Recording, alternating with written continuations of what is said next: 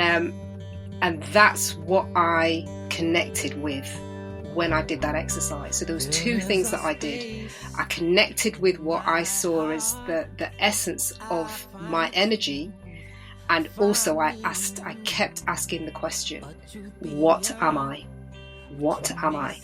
And just let go of all of the labels. So in essence, there's three things that you're doing simultaneously. You're getting in touch with the essence of you.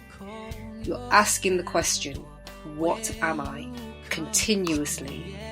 And also you're letting go of any labels that you feel are attached to you, whether they're labels that you've given yourself or whether they're labels that other people have given you. You're letting go of those labels all of the time. Welcome to peace. Welcome to our community. Be who you are. Let your light shine. We're so much more when we unite. Good morning, good afternoon, good evening, good night, and good day to you. Welcome to another episode of Being You, the journey back to yourself. Thank you for taking this time to tune in, to listen, and give yourself permission to be transformed. I am Ade, your beingness artist. I'm getting better at that. I'm getting better at it. And I also gave myself another nickname. I am not only your transformational agent, I am also your transformational artist. Well, maybe I just need to upgrade that and just call myself a transformational artist. That feels good. I like the way that feels. Anyway, thank you for being here. Thank you for tuning in. Thank you for taking the time to listen. Today I have a guest with me. I am excited. I've been thinking, and I don't know if I mentioned in some of my episodes, the past ones, that maybe I didn't, but I was starting to think that I wanted to bring people to join me. And I wasn't quite sure yet. I was kind of just listening to be guided to who to reach out to. And those of you who listened to last episode 17, you will know that my goddaughter joined me for the first appearance, the first guest on the Being You podcast. It was actually funny. She's 15 and she said, "Can I be in your podcast?" When we were talking about what I do, she saw the microphone. And I was like, yeah, but I didn't actually take her serious. I thought she's just saying stuff. And then the next day I said, you want to be on the podcast? You want to join me on my podcast? She said, yeah.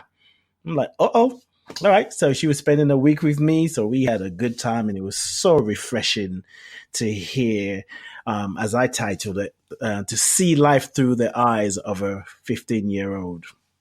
So today, my guest is not 15-year-old. She's a little bit over 15-year-old, but she comes with a wealth of information. I love this sister. Her name is Carmen Gilfilan. I'm going to say a little bit more about her in a minute. And today's conversation, today's topic and theme is really, we want to play with the question, who are you?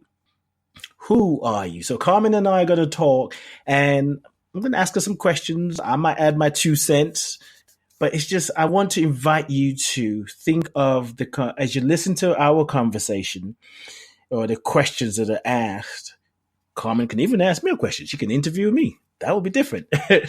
And just kind of apply in your own life too and see what you notice, what answers you come up with, how you see yourself.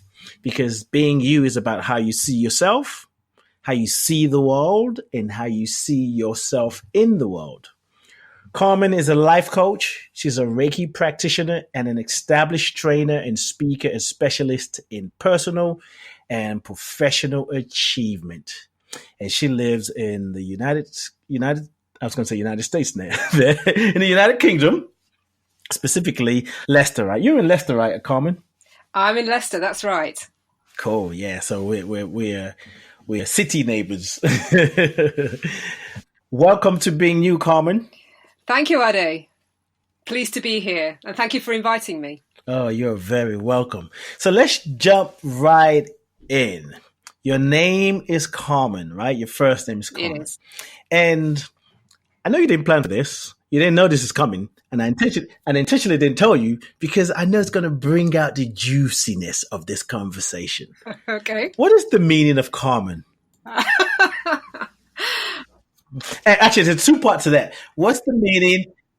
What's the meaning, and what does it mean to you? Okay. Actually, the meaning of Carmen is rose. According to my research, the meaning of Carmen means rose, which I absolutely love because I love roses. I absolutely love red roses in particular. I do like roses. And apparently there are, if I remember rightly, there are about 21 different ways of writing Carmen or a variation on Carmen. So you've got things like Carmine, Carmine, Charmaine, Charmian, and there's all these different variations on the name Carmen, and it means a lot to me because it was actually given to me by my father, and I have been named after an aunt of my father. Yeah, and it's actually a Spanish name, Carmen. So you don't pronounce it Carmen at all. That's the English way of pronouncing it. You pronounce it Carmen, which sounds a lot nicer, a lot different. Right. I like that. You said a lot different. You like that when you hear it. Now here's the thing. I Googled it this morning, and I saw that the Hebrew meaning is a guard, Guard. I thought, interesting.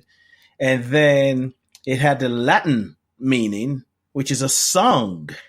Mm-hmm. And then the Spanish, it said garden. And then this is American meaning, it's a song as well. When I think of garden, I think of you.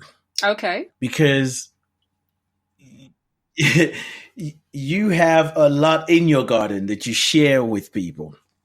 What I was saying is, when I think of what you do, you have a garden of tools, if you will. There's a lot of different things that people can pick from. So for me, and you did say like it's Spanish. I really see, you talk about the rose. Yeah, I see that it really represents you. And so I did ask, what does it mean? You told me what it means.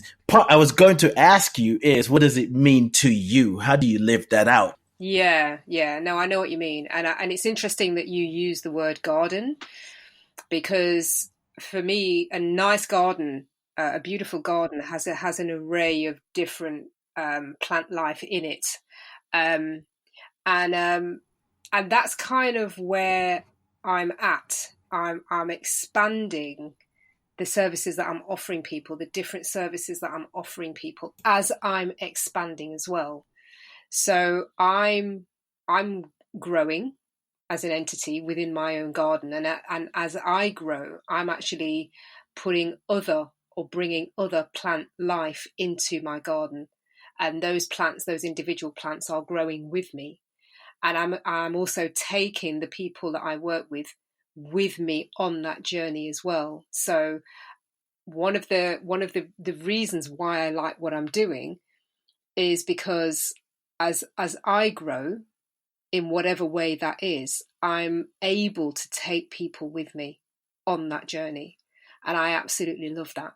So in terms of the garden, and the rose is just one type of plant within that garden. And that's what I like about it. I'm able to help myself to grow, but I'm also, through my own growth, helping other people to grow as well. So that garden theme is very, very relevant in terms of what I do now and also moving forwards. Yes, indeed it is. And, I have a special affinity for names. And I think it's mostly because in the Western world, my name is unusual. It's not so unusual in the UK, In the US, people do know about it, but it still brings up questions, especially when we go to my last name and they're like, Annie what? And it's like, just call me Ade. But so, and I also, part of my, I guess the other thing about names was when I moved to America, I used to, people make up names and come up with different names. I discovered that I was a name snob because when when when I ask people what does I was, and I'll ask them what does it mean, and they'll say I don't know, and I'm thinking, what do you mean you don't know what your name means? Because in Mm, Nigeria, every name has a meaning. has a meaning. Yeah, every Exactly. name has a meaning, and yes. So I sort of look for that, and I love the stories that people Mm, tell about their names. And for yeah, yeah. me, it's part of the process of returning to self, understanding self. When we, because the names for me, I see it's like our soul signature. Yes. There's some, it carries an energy, and we do live it out, whether we like it or not, or an old name, a new name, a grandfather's name, or like sometimes in America, I've met people who would say, well, my name is a combination of my father's name and my mother's name. And during the time that I was a name snub, I was like, what kind of foolishness is that? Hmm. But then I had to check myself. Yeah, yeah. And names also carry energy. There's an energy about your name, Yes. and and sometimes people don't have an affinity with their name, and so they decide to change it. They don't sit well with the energy of their name, so they change it to something that they do sit well with. So you've got to be I think you've got to be comfortable with the energy of your name, because it's something that you're going to have for the rest of your life if you don't change it. So there's got to be some sort of, like I say, affinity, some sort of resonance with the energy of that name as well. Yeah, I totally agree. Because that's another reason why I say the process of being yourself is a process of creating and recreating. We would need to redefine ourselves as opposed to how we Mm, were once that's defined. right. It's a journey. It's a day-to-day journey. It's a never-ending journey. And yeah, there are times you just have to say, you know what? Hmm. I do not like the vibration of this name. Yeah, I just want to change it. And we do have permission to do that. That's right. Exactly. Yeah, we do. And people do it all the time. People change their Hmm. names all the time. Sometimes I've known people who have been given Western names, and they've actually changed those names to African names Right. because they've liked the meaning of that particular name, and they've resonated more closely with the meaning of that particular name. So they've changed it to an African name. Hmm. Yeah. And I find that really interesting, how people in the West then they will it's interesting to see how people then interact with that name if it's an African name, because sometimes people like to, because they might find the name difficult to pronounce, Hmm. they may decide that they want to kind of shorten it. Hmm. Hmm. And I'm thinking, well, why do you feel the need to shorten it? The name is what it is, it means what it means. Yeah. So sometimes I just find that interesting, how people respond to names that they find difficult to pronounce. I so agree. And I also, I don't know if challenge is the word, and I love where you're taking this conversation because names, our names, very significant. And sometimes people say, just as I said earlier, people say, just my name. But there's more to it. If we're on a journey to understanding oneself, it's important to understand what the name, the energy of the name, the numbers of the name, and how that is showing up. In the Western world, as you say, UK, America, which is Yeah. I'm more familiar with, is if you have a particularly, well, an African name or a name that's unusual, um, if you're not famous, it's easy for people to say, oh, well, to try to shorten it for you or even tell you, I'll call you something. It's like, no, that's not how I introduced Yeah. myself. Yeah. However, if Exactly. you have a African name that that is not common and you become famous, they learn to pronounce the name, no Mm, matter how long it is, which that's is true. quite interesting. That's true. That's true. If you have to use the name and it has to be correct, then you have no choice. Yeah. Yeah. So that's true. So let's talk about this process of being you, the journey back to self. When you hear being you, Mm. what does it bring up for you? What does it wake up in you? What bubbles up inside of you? Yeah, for me, when I hear those words, for me it's about being the authentic you, being as authentic as you can possibly be. And it's an interesting topic actually, because it's an area that I'm personally quite interested in, even though in terms of my practice, it's not something I bring into my practice in the way that we're approaching it today, but it's something that is of interest to me, because the main reason why is because, you are a certain person on the inside, and sometimes it can be an interesting journey as to how much of that inner you other people see. Yeah. And especially in the Yes. West, where I feel that we have to be seen to be coping with everything. Yeah, we have to be seen to be strong. We have to be seen to be sociable. We have to be seen to have good communication skills. We have to be seen to be operating in a certain way, earning a certain amount. Having the house, the car, the 2.5 children, and all of that. This is from my perspective as an individual. This is what I see in terms of the West, and so that puts a certain amount of pressure on the individual to be a certain way and show up in the world in a certain way.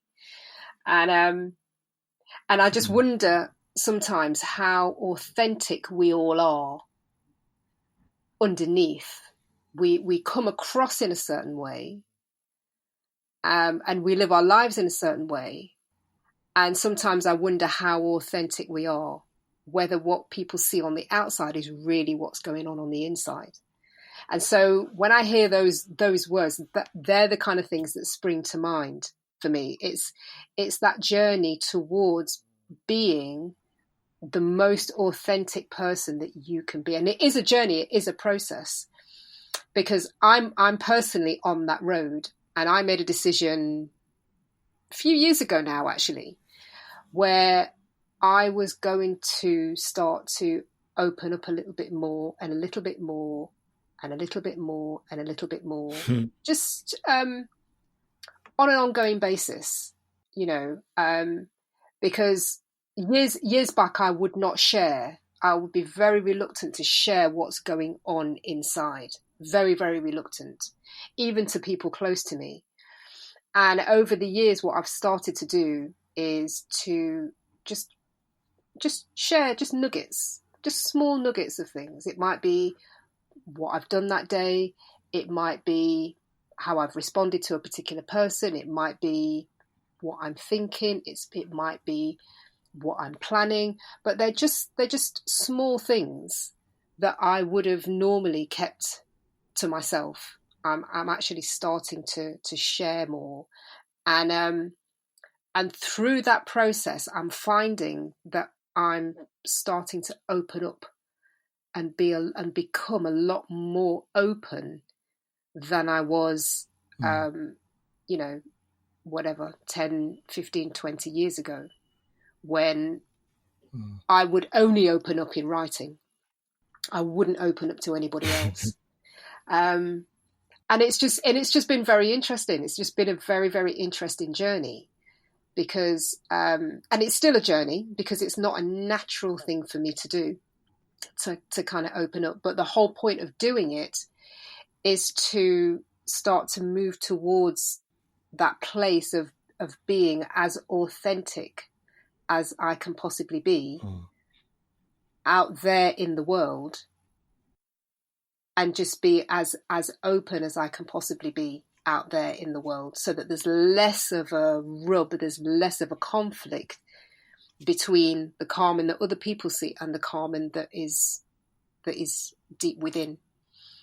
And that's partly why I do the work that I do, is because as I'm on that journey, I'm helping other people to kind of do the same, is to kind of lessen the kind of emotions that people have going on inside that stop them from opening up, stop them from being relaxed enough so that they can actually start to open up and share what's going on inside of them. Yeah. So it really is about authenticity. It really is about just sharing more of your real self. And interestingly enough, I did an exercise one night where I couldn't sleep. I was in bed, I couldn't sleep, and I just decided to just do a bit of a meditative exercise. And I do that if I can't sleep. I tend to meditate. I go into meditation state, which helps me to fall asleep. And I just decided to let go of all the labels that I'd attached to myself and other people had attached to me. Just let go of them all. And I just asked the question, what am I? What am I? What am I? Not who am I, but what am I? And the journey that I went on was just amazing. I felt an energy start to move through my body that I'd never experienced in my life before. And I could feel my chakras, my energy centers opening up one by one, by one, by one, by one.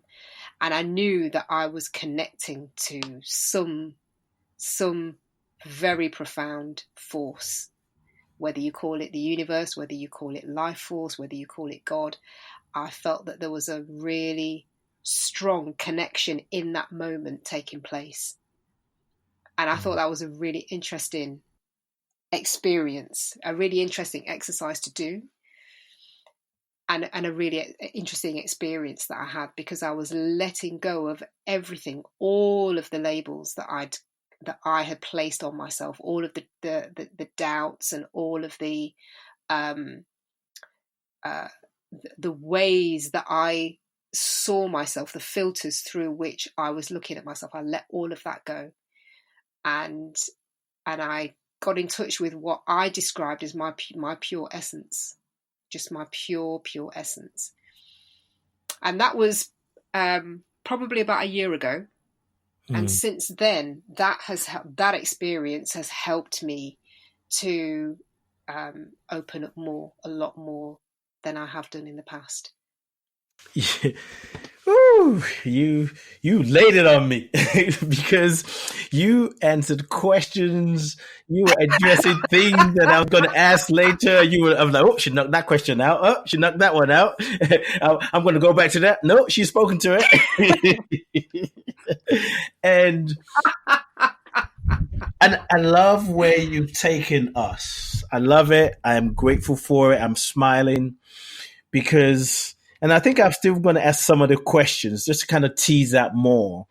But what I would say first is I have noticed within myself that I can't say, it's more of a nudge, an intuitive nudge to see myself beyond all the labels that I've given myself. So maybe 5 years ago, 2 years ago, maybe even, I would tell you and I still use life coach, spiritual teacher, a healer, an artist. I still do all of that. But I've been feeling it more lately is like, who am I beyond the labels? Because labels, no matter how powerful I may think they are, or it's exciting when people go, oh, wow, interesting. Tell me more about that. They could still be limiting. we create boxes for ourselves, Yeah. because what does it mean to be a spiritual teacher? What does it mean to be an intuitive healer? What does it mean to Exactly. be an artist? So if that's what I'm projected, then unconsciously, sometimes consciously, I live into that. So I put myself in a box of a coach, of a radio host, of a whatever.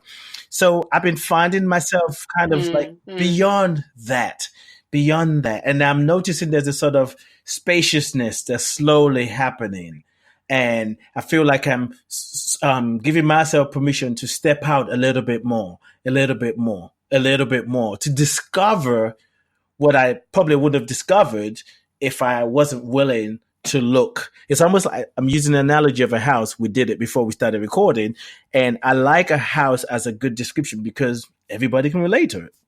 99.9 people can relate to living in a house, right? Even if you're homeless or you're without a house, you can relate to what a house is. So I feel like the body, is like a house, and we can stay in the house by not Exactly. sharing our stories and kind of just tell people what they want to hear. So we can paint the house a certain kind of way. But, we get a different perspective of the house if we're willing to step out a little bit more, tell people more about our story and how we're living, what we had for breakfast. Outside of that. And I think when we share our inner self with others, will literally give them permission to share their inner self with us. And we all are liberated. We all feel a sense of connection, which is what we're looking for. And you talked about the inner self and the outer self earlier. So I want to go back to that. What was the catalyst for you saying, let me start sharing more of myself, more than I used to? I know you said it's about being authentic, but what was the catalyst to get you to that point saying, I want to bring more of myself to the world. I want people to see my inner world as well as my outer world. Yeah. Back in the late 90s, I went through a bit of a difficult period in my life. I had a falling out, let's say, with a very close family member of mine, and as a result, I had to move out of where I was living. I was also on hormonal medication at the time in preparation for an operation that I was going to have at the time, and that medication had its side effects, let's say, on me, and I found that I was in a pretty dark place, let's say, for quite a period of time. And I don't know how long it was. It might have been 6 months. It might have been a year. It might have been longer. But it seemed that I was in a very dark space for a period of time in my life. And I thought to myself, well, you can either go to the doctor and explain what's happened, and they may prescribe a pill, which you take. And I thought, well, yeah, I could do that. But I decided not to do that. There was something that was telling me that's not the route to go down. And I sat down one day. I mean, you're talking about the catalyst. That I feel was the catalyst. It was what I was actually going through at that time. And I decided one day, just to, almost out of desperation, I was not in a good place that particular day. And I tend to write when I'm in a difficult place. I tend to write. I'm an automatic writer. I say automatic. I'm a natural writer, I would say.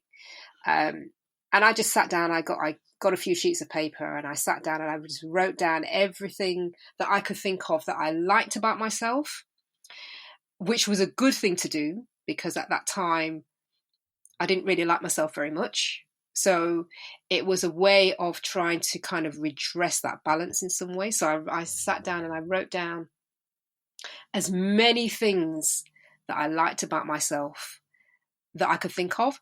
And I sat and wrote down as many things as I could think of that I didn't like about myself.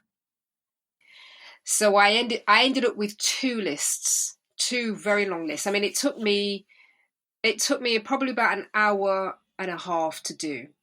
So it wasn't a quick process. And that was one, I would say, when I look back on my life, that was one of the most profound moments of my life, I would say, because in that moment there was an energetic shift that took place. Not as profound as the one that I spoke to you about earlier when I did the exercise about letting go of the labels, but that was a profound moment in my life, and I would say that was the catalyst that led, or that was the exercise that led me to starting to think, hang on a minute, that was just a little exercise that I did, and I got quite a lot out of that. And I also experienced a profound energetic shift out of that. When you made the list of the things that you like about yourself and the list for what you don't like about yourself, what did you discover? And the things that you discovered, did they just, the things that maybe caused a shift in a positive direction, if you will, did it happen naturally, or were there actions you had to take on a consistent basis for it to be a new habit? The shift that I experienced was immediate. That, I would say, was immediate. And I didn't know what it was. There was definitely something that opened up within me. And I realized that, I mean, you're asking, what did I discover? One of the things that I discovered was that I'm quite powerful in terms of what's going on within. Yeah. And I realized in that moment, it wasn't that I made the decision that I didn't need other people, not at all. What I discovered was, do you know what? There's some powerful stuff within me. If I just give myself the space to go within and bring it to the fore. That's one of the things that I discovered that was really positive and really powerful. So basically what I'm saying is that the shift that I experienced was immediate. From doing that exercise, the shift was immediate. So that was a huge discovery. I discovered that I needed to be more open. I discovered that I needed to take more time for myself to do similar kinds of exercises that I'd just done, that I'd just been involved in. I realized some of the things that I realized that I didn't like were that there were certain people around me at the time who I didn't like. And I realized that there were certain people whose energy was not good for me. And I realized that there were people who I needed to move away from in my life. And there were other people who I needed to move more towards. So, I mean, there were lots more things that I discovered about myself. I realized at the time that one of the most powerful things that I could do for me was to write. That was one of the positive things that came out of that exercise. And it was something that I hadn't been doing because I'd been busy with life things. And obviously, because there was quite a bit going on at that time, one of the things that had not fallen by the wayside, but one of the things that I was doing less of was writing. And I've realized, partly from doing that exercise, and I've realized this over the years as well, that when I get busy, in inverted commas, because you can be busy but not be productive, and you can be busy and be extremely productive. But when I get busy with whatever it is, life things, business things, people things, and I stop writing, I stop reading, and I stop writing, this is where things start to grind to a very slow halt, I've realized. So when I read and write, it kind of opens me up. It opens me up in a way that's really empowering. And I realized from doing that exercise back then that I had stopped writing. And that was one of the issues, because I wasn't getting in touch with what was going on for me emotionally. I wasn't getting in touch with that side of me. I wasn't getting in touch with what makes me tick. I wasn't getting in touch with how I really should be living my life. Going back to what we were saying right at the beginning, how I should, in inverted commas, be living my life in order to be as authentic as I could be. And I think that was one of the issues that was going on for me at that time. Yeah. So I realized that writing was a really, really important part of my life. Wow. I could feel the power of that, of rediscovering a gift and a talent. And in a way, when you rewrote your own life, you redirected your own life by writing what you wanted to see, and your willingness to look at what you like about yourself and what you don't like. And you talked about being authentic earlier. And I think all of us, we must be willing to do that, to really just confront ourselves and tell the truth, the unadulterated truth about how we see ourselves. Whether we like what we come up with or not is irrelevant. It's just able to say that, because when we don't, we try to defend what we don't like about ourselves, or we think people see it. So we spend more time trying to defend that. And people are like, I didn't even mean that. I'm just saying I like what you're wearing. I'm talking about I like your suit. And you all talk about all this other stuff. Like, I'm being sarcastic. It's like, what are you talking about? It's like, so, that's a very good process. And I wanted to ask you this, because one of the questions I had for you was, who are you? And you upgraded that. What am I? And you went through a process that shifted you. You said about a year ago. So for the benefit of those who are listening and thinking, oh, I would like to try that.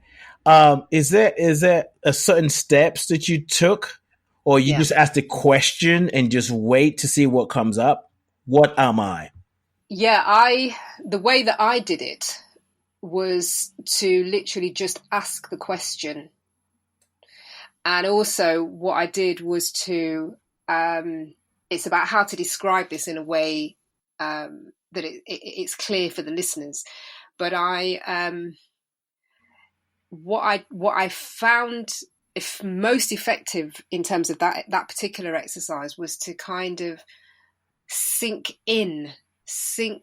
into myself energetically. And what I mean by that is that we've all got an essence as entities, because we are energetic beings, and we all have an essence. Yeah, in the same way that, I don't know, to give a really basic example, when you see the M of McDonald's, right? You know what that M means. You know what's behind that M. Yeah, when you see, I don't know, Marks and Spencer's logo, you know what's behind that logo. There's a certain culture, there's a certain feel behind a logo that you see. In the same way that when you have people in your life, each person that you have in your life brings a certain energy, brings a certain essence that goes beyond words. Mm-hmm. So you don't, like, for example, with you, I know you, I've known you a while now, and I know the energy that you bring that has nothing to do with your name, nothing to do with, the fact that you lived in the States, nothing to do with your story, nothing to do with your history. It's just your energy and your essence as a spiritual being having a human experience. And that's what I connected with when I did that exercise. So there was two things that I did. I connected with what I saw as the essence of my energy. And also I kept asking the question, what am I? What am I?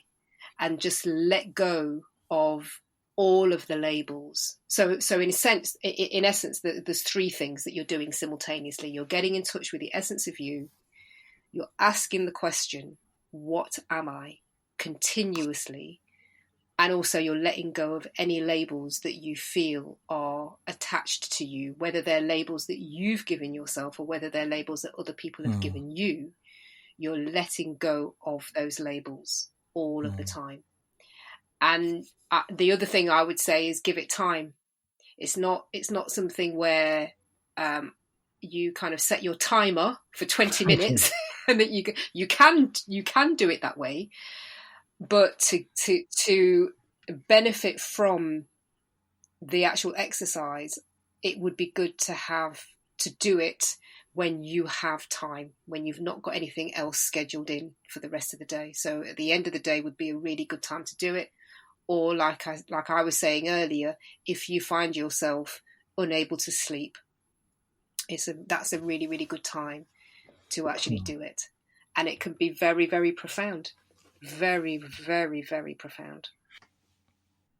It's an energy that goes beyond words. It goes beyond labels. It's deeper than that. It goes beyond words, beyond labels. The only way I can describe it is the connection that maybe a baby has with their parents. That's a very strong connection, strong energetic connection that has nothing to do with words. At least from the baby's point of view. But there's a very strong connection. You can see that the baby gets agitated if the baby can't see one or more of their parents. Yeah. And so there's a connection there that's deeper than words. And the reason why I feel an exercise like this is so powerful is because words have energy. Words are energy. In the same way that your thoughts are energy. Yes. So the words, the labels that we use for ourselves and the labels that other people attach to us, wittingly or unwittingly, they bring an energy which can either empower us or disempower us. Yes. Yeah.